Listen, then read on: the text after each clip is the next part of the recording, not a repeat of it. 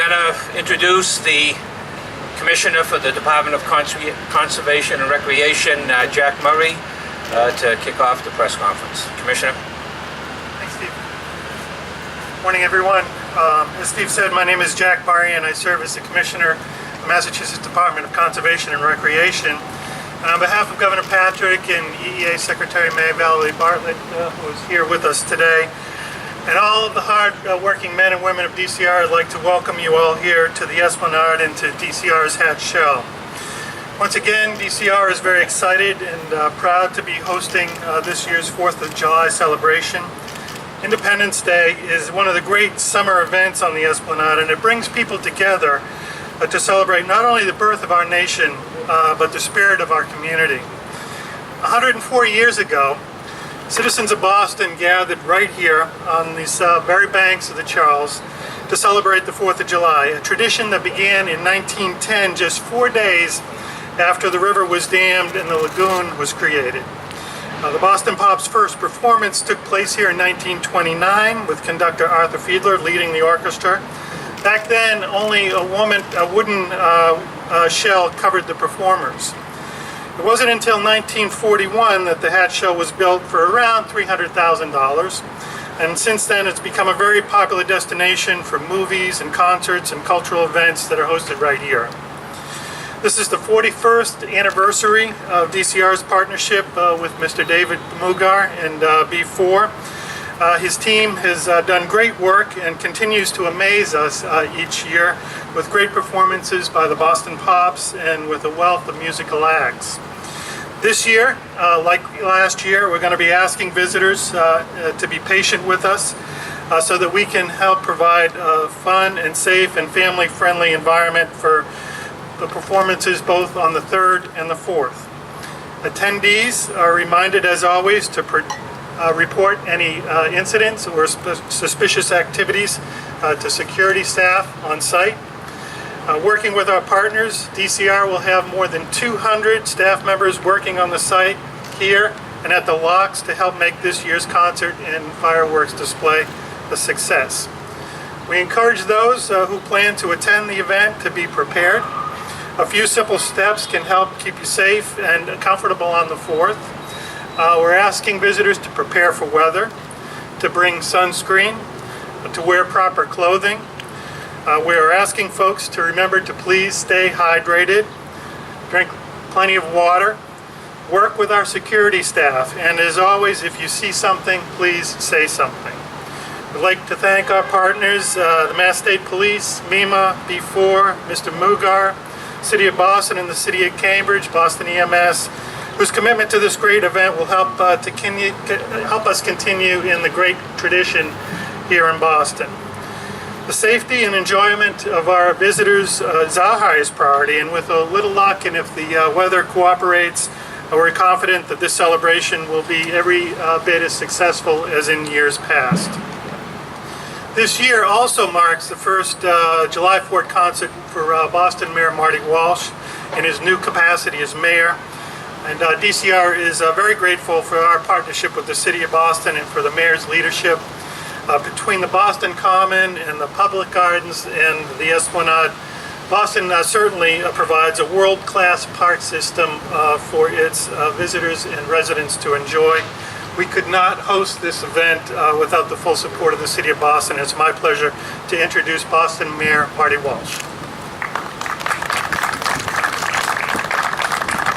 Thank you, Jack, and thank you for those kind words. I look forward tremendously to my first Independence Day as Mayor of the City of Boston. The 4th of July is a special day across this city and actually across this country, as we all know. Families come together at cookouts and parties. We lost the day. I'm done. We're still here. Can you hear me? Okay. Yeah, and then speakers stuff. We celebrate our countries of making great memories. It's a holiday of all ages and all communities. I especially remember how much it meant to me growing up in an immigrant family to celebrate what it means to be an American. There's no better place to do this than in Boston. We've got the revolutionary history and we've got great tradition of celebrating safety. And after 40 years, there's no better place for the 4th of July tradition than the Boston Pops Fireworks Spectacular. The concert in the hat shell with the fireworks over the Charles River makes up one of the greatest patriotic traditions in the whole United States. The city and the region here in Massachusetts and Boston, New England take pride in it. What I love about it is the way it brings people together across generational communities. Our differences melt away as we get caught up in the sheer joy of it all. You see whole families staking out ground here near the hat shell from the morning onwards. You see service members and veterans in the middle of having fun. And you see people celebrating together who might not cross paths in everyday life. So I want to thank the Mugar family and David in particular. We had a meeting in my office about a month and a half ago. I want to thank them for supporting this event once again, for the great things you do for the city of Boston, the Commonwealth of Massachusetts. Thank you and your staff. And I encourage everyone to come and celebrate America in the heart of Boston, the birthplace of American liberty. I just want to say also about partnerships. I spent 16 and a half years as a state representative. I want to thank the state employees. I want to thank the DCR for the great work that DCR does. I want to thank the state police for the great work the state police does, and for all of my partners now in government on the state level. And just want to mention safety a little bit. As you all know, Starrow Drive and the Esplanade are on state lands, and I certainly have great confidence in the Massachusetts State Police and the DCR to manage the crowds and to make sure that we can move people effectively around the hat shell. And in partnership with the Boston Police Department, the Boston Fire Department, our EMS, we've been in close communications with the state to make sure that we continue this great tradition without any problems. I want to remind everyone who's coming to listen to the safety personnel and make good choices. That way, I know we'll have another fun, safe, patriotic 4th of July in the city of Boston. And I know as mayor, it'll be the first one as mayor that I will not forget. Now I have the great honor of introducing somebody who I met personally right after I got elected mayor of the city of Boston. I was asked to go to the symphony to read a book. It was the most intimidating thing I did last year. Now, if you remember, I ran for mayor of the city of Boston, and I did all that. I had 3 debates. We had all kinds of forums, and that was nothing compared to have to read "'Twas the Night Before Christmas" with Keith Lockhart playing. I wasn't as prepared as I need to be, so I'm looking to come back next year. I'm certainly not going to read the Polar Express, but I will read "'Twas the Night Before Christmas." But I just spoke to Keith Lockhart. As spectacular as the events are around the 4th, the reason why they're spectacular is because of the Boston Pops, because of what Keith Lockhart is able to accomplish.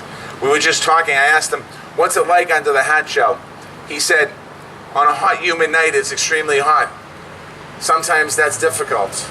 On a breezy, 30-degree, windy night, it's difficult because all of the artists and musicians, when they turn the pages go flying.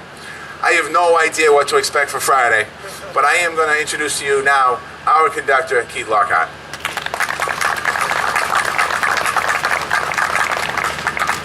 Hello everyone, and thank you very much, Mayor Walsh, for that very kind introduction. You were great, by the way. You did a great job with "'Twas the Night Before Christmas," but if you'd like another shot at it, come back anytime.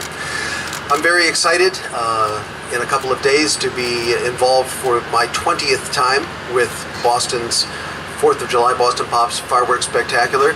It's kind of amazing. There's been 41 of them, and next year I'll hit the 50% mark. It remains an honor. Greetings to all of you who have come out to talk about this wonderful event, and especially to David Mugar, whose vision and commitment has sustained this event for going on nearly half a century now, and to all of my fellow speakers as well. It's exciting, particularly, well, I should start off by saying I'm so anticipatory about this event that I would like to do it today if we could assemble a crowd fast enough, mostly because I know we can predict the weather for at least the next 12 hours or so. But I'm particularly excited that I get to come up here and announce some things that have not previously been announced, which is not always the case.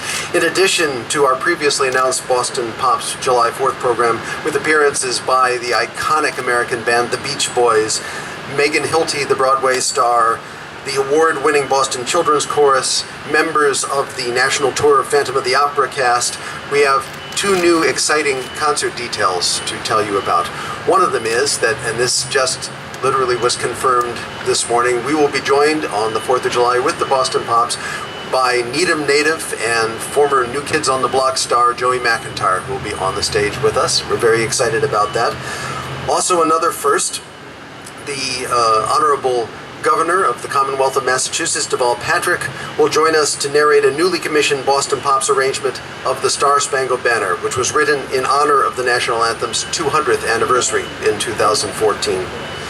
This is a very exciting year for the Boston Pops, really a watershed year, because this is the first year that we will have a webcast of the Boston Pops Fireworks Spectacular, bringing the event for the first time to a truly worldwide audience. The first ever free webcast of a full Boston Pops concert will be live streamed starting at 8 p.m. on www.bostonpopsjuly4th, that's 4th.org, and www.cbsboston.com. The show, of course, will also be broadcast locally and throughout New England on WBZ-TV from 8 to 11 p.m. This incredible project, bringing one of Boston's premier annual events to music lovers across the country and around the world, would not have been possible without the generous sponsorship and the hard work of Betsy Wall, Executive Director of the Massachusetts Office of Travel and Tourism, and everybody at Mott. So we'd like to extend at the Boston Pops our gratitude and our thanks to Mott for making this happen.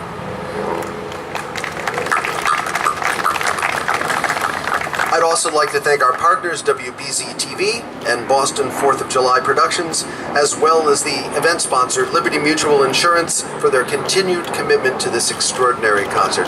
It's a thrill to be here. Everybody cross your fingers for the weekend. And I just wanted to dispel a rumor.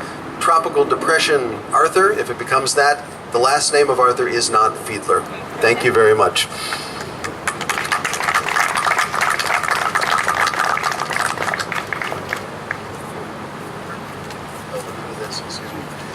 Sorry about that. And it's my pleasure to introduce the next speaker, Colonel Timothy P. Albin of the Massachusetts State Police. Thanks very much, Keith. Thank you very much, Keith.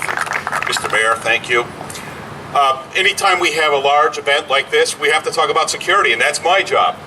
And so there's a few differences for this year's 4th, and we'll briefly go over a few of those. And I'll also point out where the public can go to get more specific information on this. I want to preface this by saying the greatest partner that we have in these major events is the public, are the people that come here to participate in the day, to be observers, to enjoy the outdoors. We really need people to be vigilant, to pay attention to what's going on around them, and certainly to reach out to the many law enforcement officers or DCR people that are here during the day. So that's very important to note. In terms of a few changes this year, we are going to prohibit bicycles from the restricted areas, and what I mean by that is inside the secure oval area or out in the lagoon area. Bicycles will not be allowed out there. Bicycles are allowed in other non-restricted areas here on the Esplanade, but you're going to have to keep your bike with you at all times. They can't be tied up to any of the bike rack or any of the light posts or anything else like that around the area. So again, they're restricted from the lagoon area, restricted from the oval. You'll still be able to use your bikes out here, but they'll have to stay with you while you're here enjoying the festivities. There'll be no fireworks viewing from the Longfellow Bridge this year. As you know, the Longfellow Bridge is under construction. There's a major project going on out there, and traffic is already constricted. So we have gone one step further to eliminate that as a potential area for viewing the fireworks this year. Mass Ave Bridge, we restrict that in any year, so that's no longer available as well. The fireworks barge, the barge that you see out here in the Charles, is going to be moved just slightly further west this year towards the Mass Ave Bridge, so we'll make adjustments for boaters and so forth, so they'll still be able to be out there and get a front row seat, if you will, but everything will be moved just slightly further west. And our text-to-tip program, which is incredibly important. That will be available here. It'll be posted around the Esplanade on both the 3rd and the 4th. For any kind of suspicious observations that people might make, we're going to ask them to text the tip to 67283. That's 67283, then enter the characters before and your message. And we will get right back to you and right on whatever your concerns happen to be at that moment. And then lastly, I want to point all of the public to our web page in our news. It'll be on mspnews.org. That's mspnews.org. That lists all of the prohibited items. That'll list the times of road closures, both on the 3rd and the 4th. It'll list regulations in terms of the voting public that are out here, and access points for the public to gain in and out of the Esplanade on both the 3rd and the 4th. So we have a big day planned. As I say in all of this, these are family days. These are days to come here and enjoy. They're not about police, but we are a part of the program. We're certainly a partner with all of our spectators and our guests to the Commonwealth on Thursday and Friday. We look forward to having some great days. So with that, I think I'm the last speaker. I think we'd be taking a few questions.